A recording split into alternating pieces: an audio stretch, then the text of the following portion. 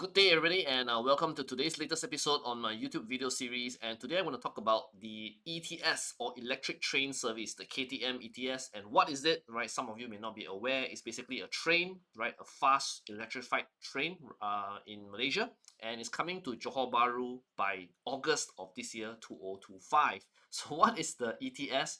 Right, I think some Malaysians may be aware of it. I think many Malaysians, and in fact, I think Singaporeans probably don't know what the ETS is. So the ETS is a short for electric train service, right? It's basically an electrified train, right, that runs on normal train track, right?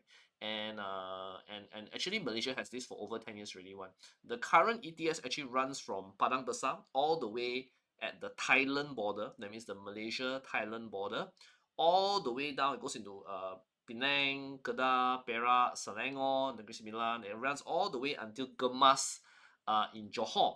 Now, for those of you who don't know where Gemas is a small town, somewhat in the north of Johor. And you may wonder, why it stop at Gemas? Why doesn't it go to JB? Okay, they are extending this ETS line all the way to JB right now because doesn't JB have a train already to KL? It does, but that is the old train, right? Which is very slow, right? Actually today I think if you see the old train, right, it takes you I think like 12 hours to get from JB to KL. Is like an overnight trip kind of thing. So it's not fast at all. It's very slow. So with the ETS, right, extending from Gemas to JB, effectively you can take a train, right, from JB to KL Sentral, right, in KL, in about 3.5 hours based on the current estimate. So let me explain. So what happens was that, yeah, so we have this ETS, right, from Padang Besar at the Thailand border, go all the way to Gemas right now. And it's being extended, right, as I said, to JB. And where in JB does it stops?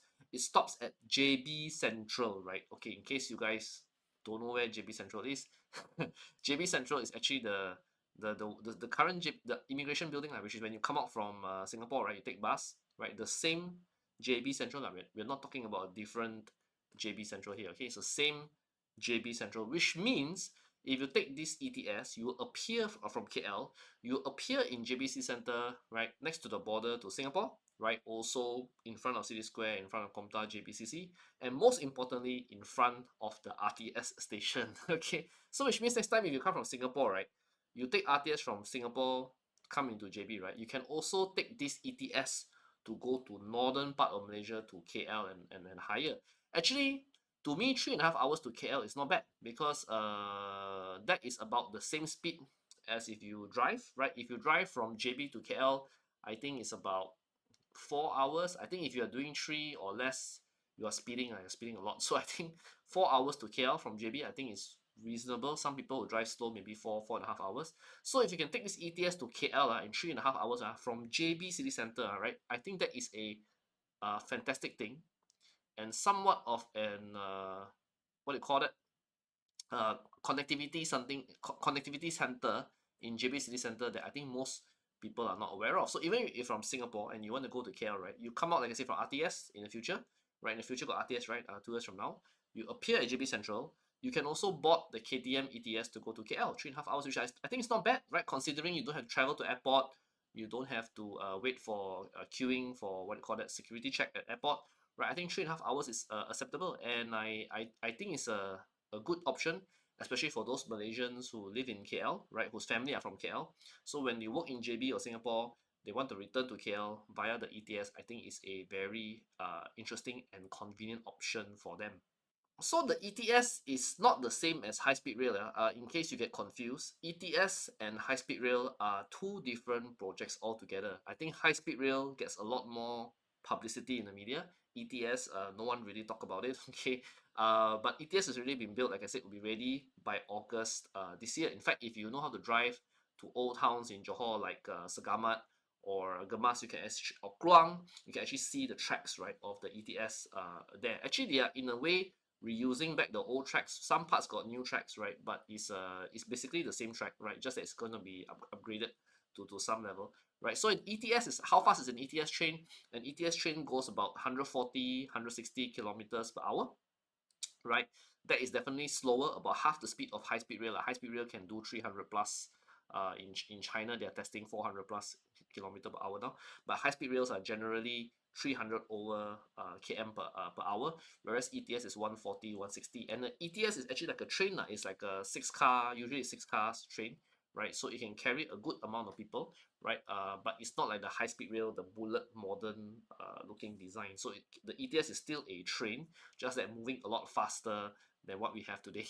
Like I said, the plus point in the ETS, in case you guys didn't know, which I'm trying to share into this video, is that the ETS that in JB ends up in JB Sentral, right? It doesn't end up in like other parts of JB like Skudai or in Iskandar Putri or in Austin, right? Or in Kempas.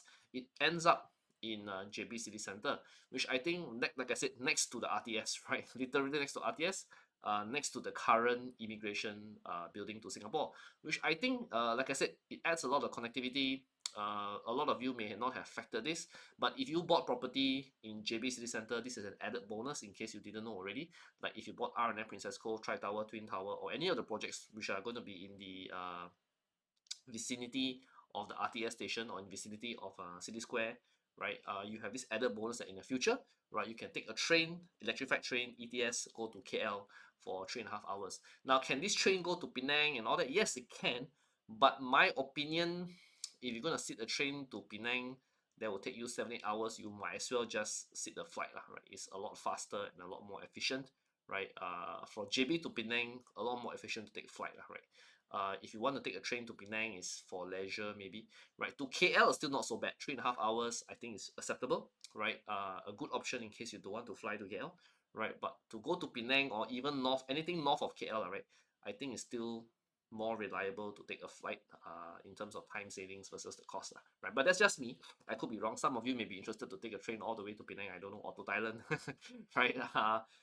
But this is, like I said, in case you didn't know, I'm sharing here today. So this will be ready by August of 2025. Actually, there were some delays because of COVID, right? This was supposed to be ready like last year or the year before, right? But due to COVID, some construction got delayed, only ready in 2025. So I hope you guys were entertained by this, you enjoyed this little bit of information, right? The beautiful thing about ETS also is that it's already being built and going to finish, right? Unlike high-speed rail, where we have no idea today whether it will be built or not, but ETS is confirmed coming by August of this year. The project already paid ongoing right now. So I think something to look forward to, right? Like the RTS, we know this is coming. So if you enjoyed this video, do like, share, and subscribe. And please share this video with your friends and family if you think they don't know about this ETS coming to JB City Center. So thank you very much. We'll make more content about this soon. And hope to see you guys soon. Thank you very much. Bye bye.